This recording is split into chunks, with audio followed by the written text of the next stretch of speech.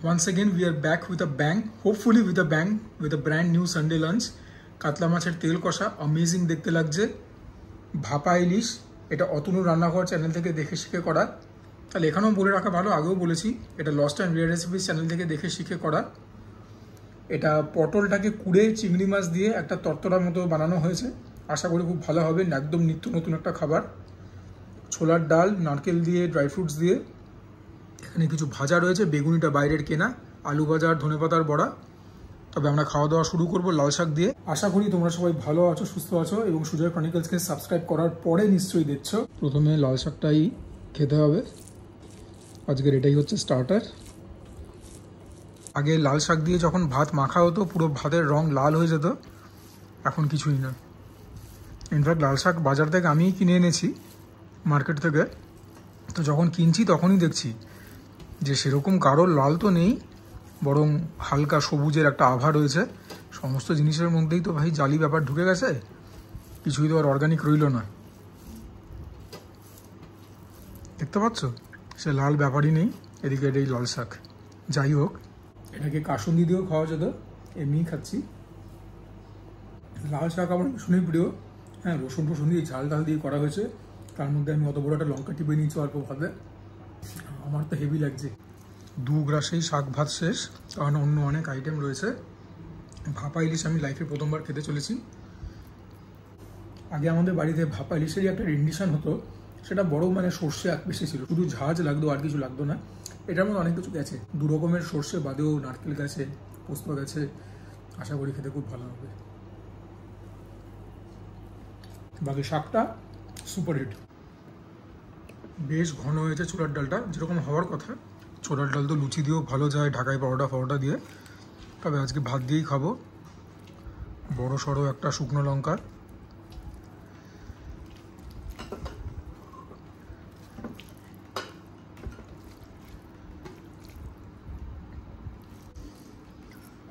ভালো করে মেখে নিলাম।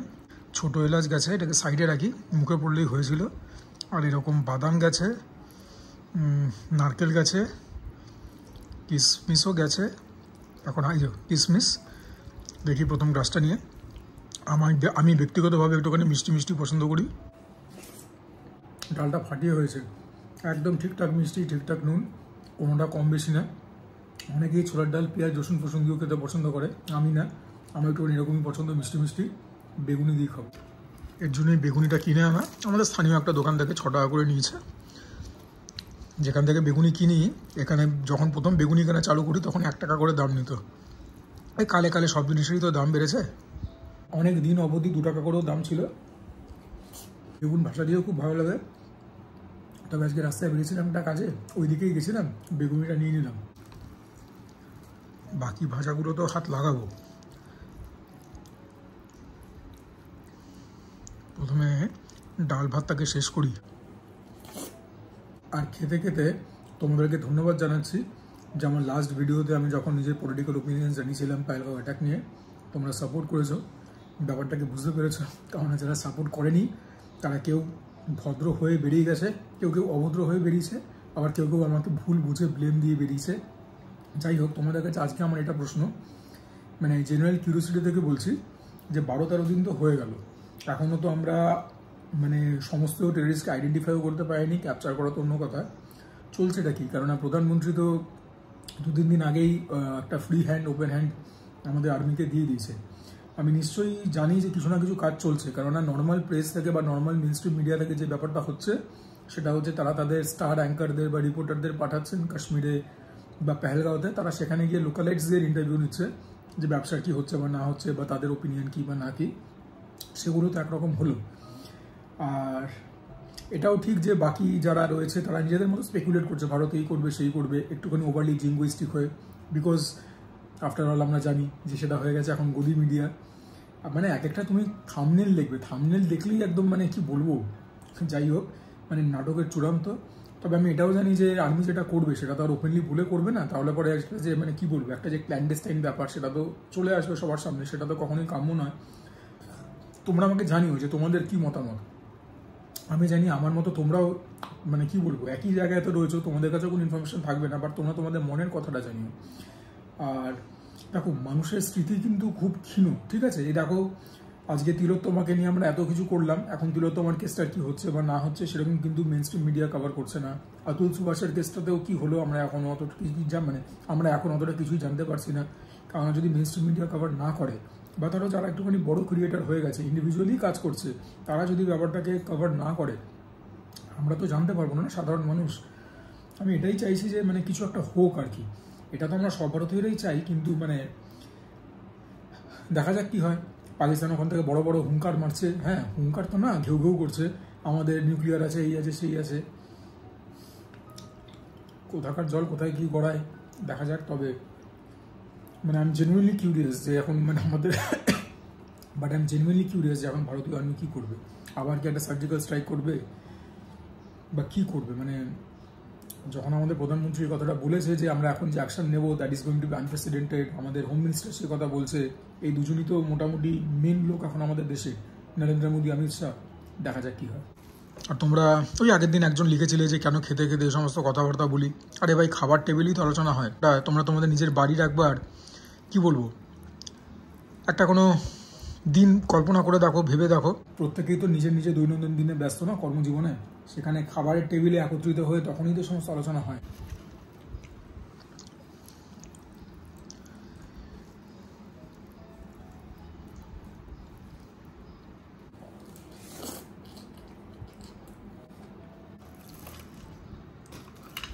ধনে পাতার বড়া যেরকম সাধারণ তেলে ভাজার দোকানে হয় সেরকম একদম না, এটা পুরো অমৃত।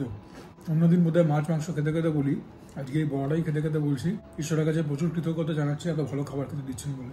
এই হচ্ছে পটলের তত্ত্বটা, দেখে তো খানিকটা ঘন্ট মতোই মনে হচ্ছে, পটলটাকে আর কি কুড়ে নেওয়া হয়েছে যেরকম বলছিলাম। তো এটা খাওয়ার জন্য তো ভীষণ রকমভাবে excited, as one should be. নতুনত্ব খাবার না চাখলে পরে তো বোঝা যাবে না এটা তোমার প্যালেটকে স্যুট করছে কি করছে না।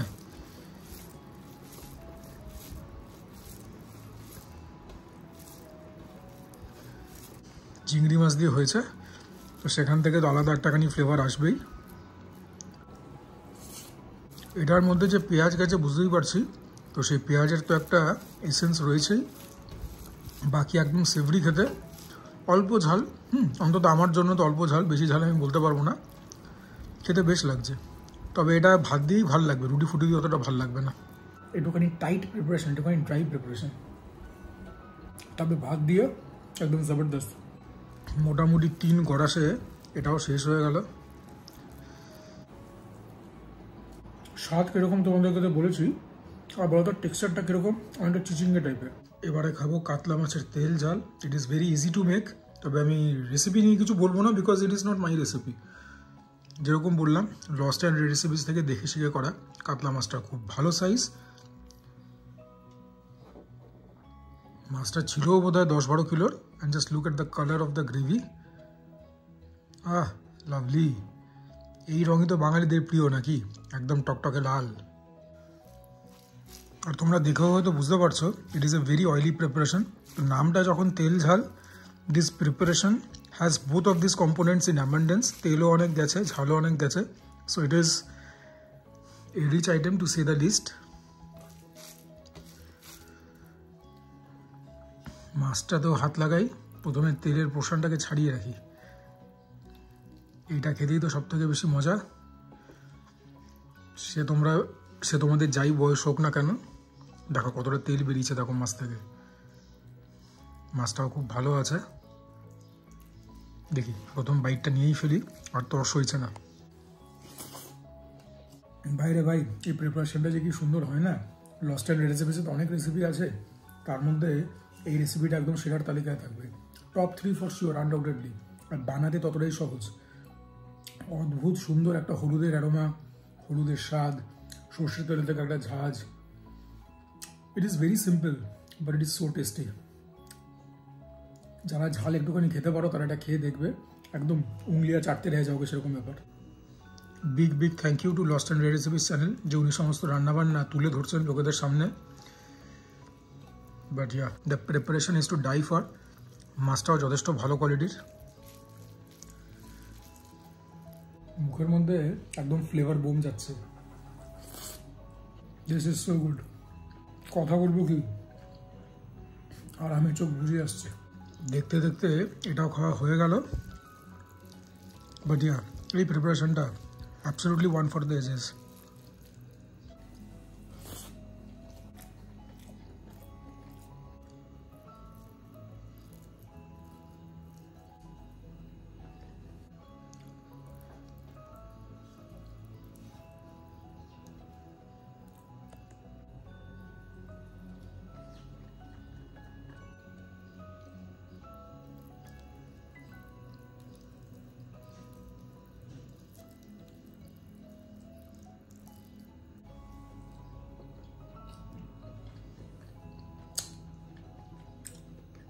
আর এই যে খাচ্ছিলাম, ঘরের মধ্যে এখন টিভি চলছে, মিউটে রয়েছে।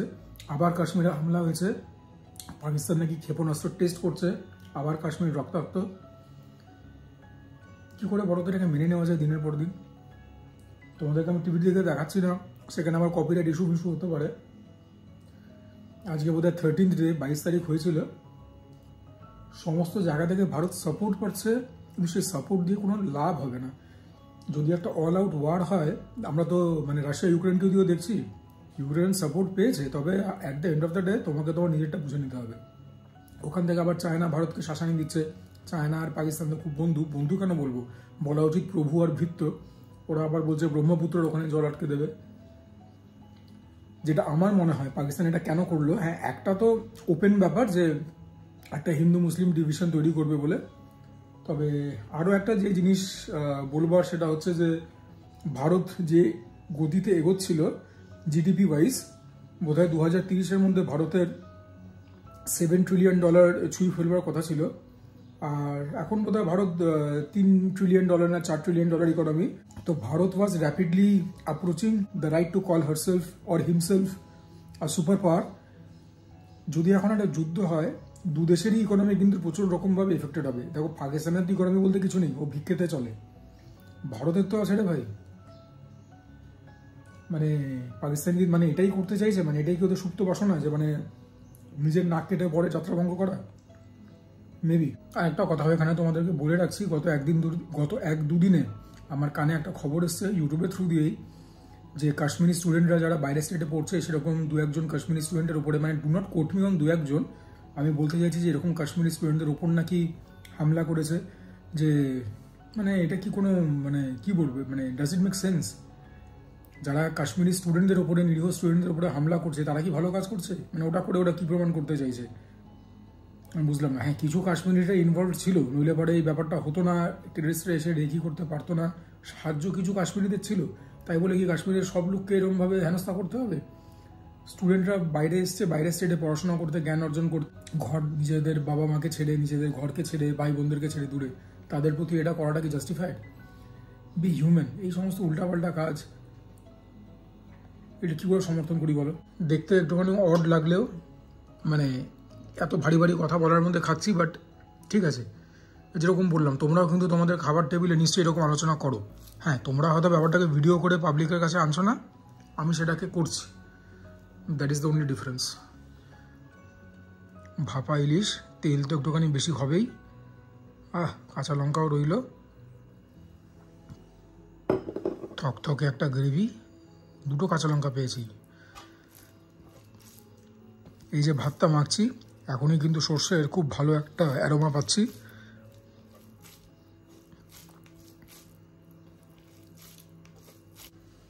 ইলিশ মাছের সাইজ দেখো, ভেরি রেসপেক্টেবল। মাছ কেনার ভিডিও তোমাদেরকে দেখিয়েছি মানিকতলা থেকে, 1 কিলো 350 মাছ ছিল। আচ্ছা, মাছটাকে তো পরে খাবো, প্রথমে একটুখানি প্রিপারেশনটা খাইতেও দেখি কীরকম হয়েছে।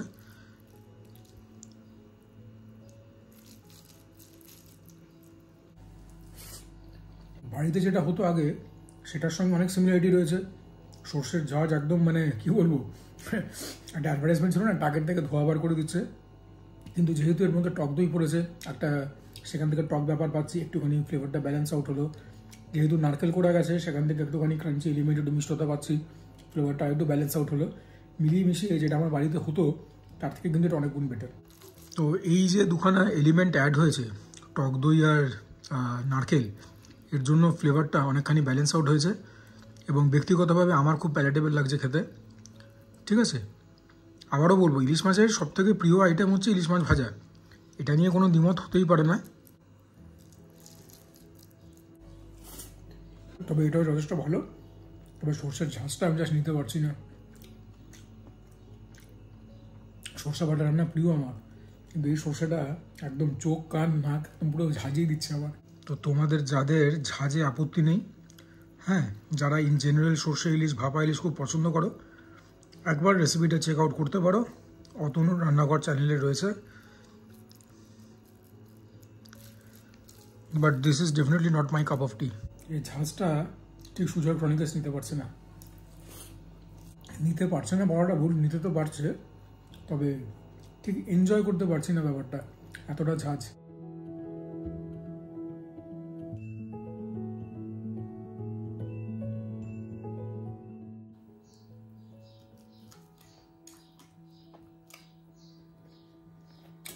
চলো উপরে গিয়ে কথা হবে। আবার ভিডিওটাকে এখানে ইতি টানছি।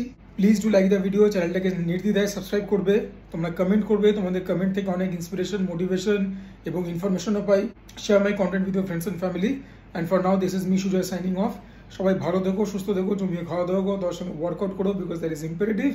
এবং হিউমারাস কমেন্টস করছো ঠিক আছে, তবে শীতকাল গ্রীষ্মকাল, হ্যাঁ তোমার নাম তো কি জানি না, XVJ বলে লেখা, ওয়ার্কআউট করতে হবে। ওয়ার্কআউটকে এসকেপ করার কোনো রাস্তা নেই। ওয়ার্কআউট কেন করবে না? আরে কি মুশকিল কথা, খাবার দাবার খাবে, ওয়ার্কআউট করবে না?